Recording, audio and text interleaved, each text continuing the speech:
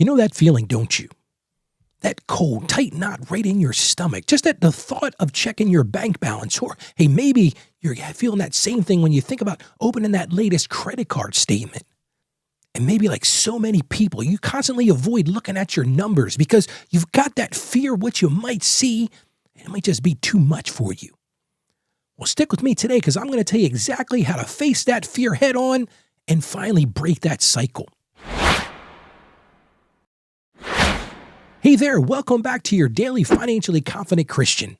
I'm Ralph, and I'm so happy you've chose to join me today as we work together to become financially confident Christians. And if you missed yesterday's show, we launched our new 30-day series, Breaking Financial Chains. I promise to give you 30 days to overcome your toughest money struggles.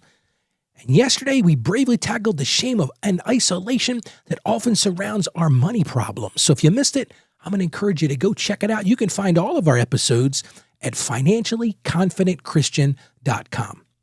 Well, today we're going to build on that courage by confronting something that for many of us feels even more daunting than even talking about it. And that's actually looking at the numbers. So today I want to answer this very difficult question. Why am I so afraid to look at my bank account? Hey, you know exactly what I'm talking about, don't you? Bet you're listening right now and you're like, Ralph, you're talking to me today. You got that unopened envelope judging you from the counter. It's been sitting on that kitchen counter for a few days. And you're like, Ralph, I know I should open it up, but I just don't want to deal with it. Or maybe you open up your email and you've got that email notification from your bank and you just avoid it. You're like, oh boy, maybe another overdraft notice. I just can't deal with that today.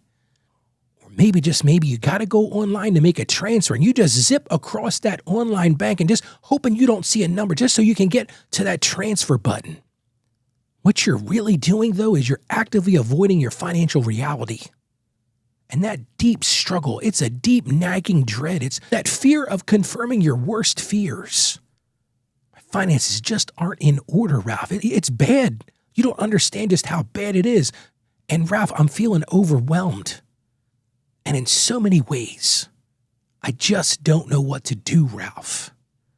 And if you continue to avoid it, it leads to paralyzing avoidance. And the problem with that is it eventually leads to you relinquishing all control over it. And I've seen this play out way too many times with people that I've worked with, people that I've counseled and coached. That unknown, that fear of not knowing, that unknown becomes scarier than the reality. And all that does is build stress of not knowing, and that piles on money worries. And then you feel absolutely powerless. But here's the thing I want you to hear today. Actively avoiding financial reality is keeping you trapped in a thick fog and a heavy darkness. And here's a brutal truth, a brutal reality. You can't navigate a path forward if you don't know where you are, if you don't know where you're starting. And I've got some great scripture verses that lead us right to that. Let's talk about my first biblical principle today, and that's light versus darkness, because that's really what we're talking about today. We're talking about bringing these things finally into the light. Let's look at the book of Ephesians, chapter 5, verse 8 tells us this. For you were once darkness, but now you are the light in the world. Live as children of the light. Wow, that's pretty deep, isn't it? But if you think about it, bringing things into the light allows you to see them clearly. It allows you to understand them, and it allows you to actually gain clarity. For you were once darkness, but now you are in the light. Live as children of the light. That's what Ephesians 5:8 tells us. Let's look at another biblical principle, and that's God's spirit of power.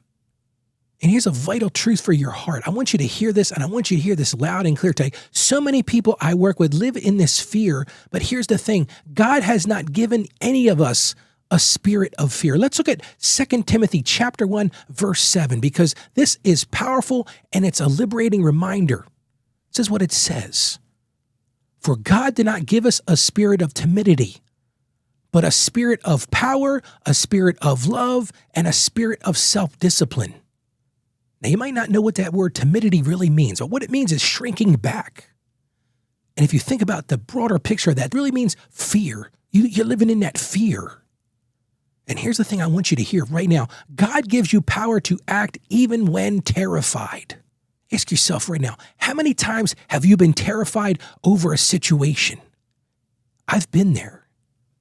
There are times in my life when I was terrified. I had no idea what was coming next. But it was in those times that I recognized that God gives you power to act even when you're terrified. So that's what I want you to do today, because honestly, facing financial reality is a bold act of godly courage. I'm not talking about being fearless, that we should always be in fear of the Lord. But I am talking about acting with courage, because you've got the access to God's strength to look at what feels scary. So now you're asking, how do we move from this paralyzing fear, Ralph, to facing finances with courage and peace? I want to do that. Ralph, you're speaking to me directly today. I want to do this. I want to do it right now. Well, here's my solution for you today. You don't have to do anything bold and broad. Just take one small intentional step. Just one piece of your financial picture, and do it empowered by God's constant presence with you. Because listen, if you try to look at everything, you're going to get overwhelmed. I just want you to take just one brave peek, because that's a powerful act of faith and a direct defiance against fear.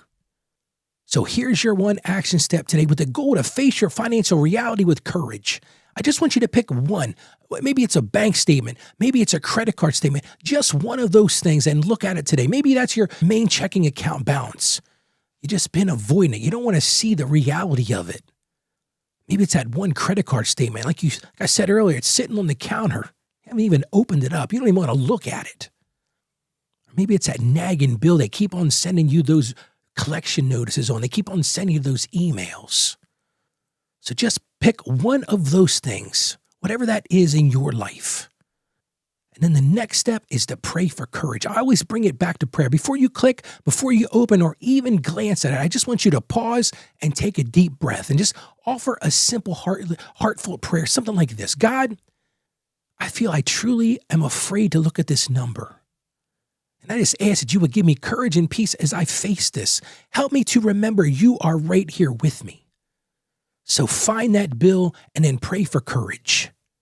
And then just take a look and open it up. Just look at that one thing. Open that app. Open that online banking app. Open that email. Open that envelope. Just look at that specific number you chose. Avoid looking at other things, because then you will feel overwhelmed. Just absorb that one piece of information, because I just want you to have one victory for today. And then once you've done that, this is the most important part of this. Just thank God. Once you see it, close it if you need to. But then immediately thank God for the strength to take that step. And then I just want you to resist that negative self-talk, because it'll be so easy to get back into that self-talk. But you just did an incredible, brave thing. You faced a fear head-on with the power of God at your side. And what you've done is fought that struggle of avoidance and that paralyzing fear. And you've brought crucial light. That's what we talked about today. We've brought a crucial piece of financial information into the light, and we've broken that silence. We've broken that scary unknown with truth. And it's a practical way to exercise God-given spirit of power and self-discipline in your life. How about we pray together now? Father God, we thank you for the powerful reminder that you have not given us a spirit of fear. And Lord, we confess that facing our financial numbers often feels overwhelming, Lord, and it feels scary. It just leads us to avoid them altogether. Please fill our hearts with courage and your peace right now, Lord. And I pray specifically for my friend listening right now. Help them to take that brave step to look at just one financial number today, Lord. They don't have to solve all the problems. Just look at one and be intimately with them as they do that. And Lord, I just ask that you would calm their anxiety, grant them crystal clear clarity, Lord, and help them to trust you, because you are infinitely bigger than any number that they're ever going to see. And I just thank you so much for empowering us to walk boldly in the light and in truth. And I ask this in confidence, Lord, in Jesus' name. Amen.